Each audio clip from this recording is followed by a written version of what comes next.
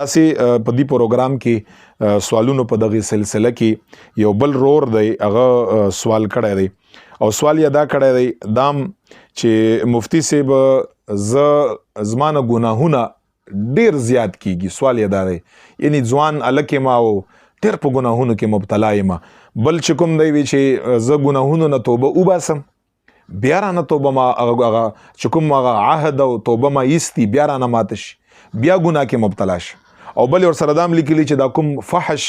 ویډیوګانی دی وغیرہ وغیرہ په دې کې زیات مبتلا یم، ډیر تکلیف دی وی زخ پیمانه یم په زخپل غلطی ته غلطي وایم، زه اعتراف جرم کړم. دا ټول خبرې په دغه سوال کې لیکلي دي. ما ته داسې څاغو خو دام یو نیکی خبره ده چې انسان ته ګناه ښکاری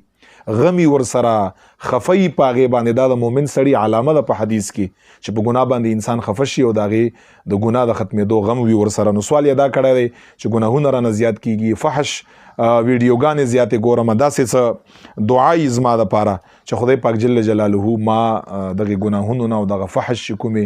ویډیوګانې دی هغې نه زما خدای پاک منع که. نو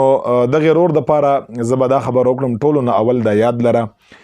وظایف هم پاغې کې اثر شته دی، ضرور پاغې کې اثر شته. وظایفو کې الله تعالی یو الله تعالی جل جلاله نمونه دی پاغې کې خامخا اثر دی او په سړي باندې یو ښه اثر مثبت اثر یې. خو د ګناهونو پرې خودو لپاره ټولو نه اول په انسان کې غیرت ایمانی پکار دی، خوف خدا پکار دی. دا سم نه چې بس انسان صرف وظایف ته ناستی پکار دی چې اول په زړه کې خوف خدا پیدا کړي چې الله جل جلاله مونږ ویني، په هر ځای کې مونږ ته ګوري، خدای پاک مونږ سره کرامن کاتبین مقرر کړي دي، زمونږ ګناهونه که مونږ سره هیڅ څوک هم نه، الله جل جلاله مونږ سره دی، کرامن کاتبین دا فرشته مونږ سره دي چې د اخی طرف زما واستانه کې لیکي، دا غز طرف زما واستا یو ګناه لیکي. فمن يعمل مثقال ذره خيرا يره ومن يعمل مثقال ذره شرا يره. زما واستا ذره مطابق خیر، زما واستا ذره مطابق شر دغه فرشتي الله تعالی مقرر کړی دي او دا لیکي او دا دی پر لیکي چې قیامت پر ورځ باندې ما او تاسو اعتراض ني چې ما او تاسو داسې مخه ته کولاو شي چې داستانه کې او داستا نعوذ بالله ګناهونه. نو ټول لاول پس لکه خوف خدا پیدا کړه، خدای پاک ځان ته حاضر او ناظر وګړه، یو یعنی غیرت ایمانی په ځان کې پیدا کړه. شیطان زما واستا خدای پاک بار بار قرآن کې انه لکم عدو مبین، انه لکم عدو مبین، دا تاسو ښکاره دشمن دی. نو اول خدا خبر زما دته د شیطان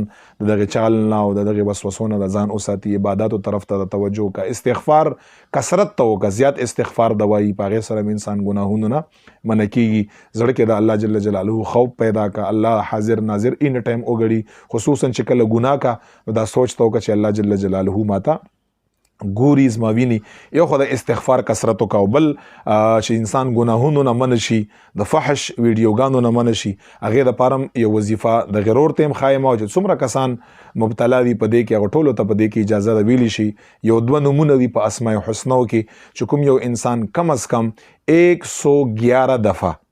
کم از کم 111 دفعه روزانه ریګولري او کنټینیو جاری دا وساتي، دا وظیفه کوي، خدای پاک جل جلاله به یا ګناهونو نم بچ ساتي او د فحش چې څومره کارونه دي هغه نه بهم خدای پاک د بے حیايي چې څومره کارونه دي هغه نه بهم الله تعالی بچ ساتي. او هغه وظیفه ده یا مانع یا ممیتو، یا مانع یا ممیتو.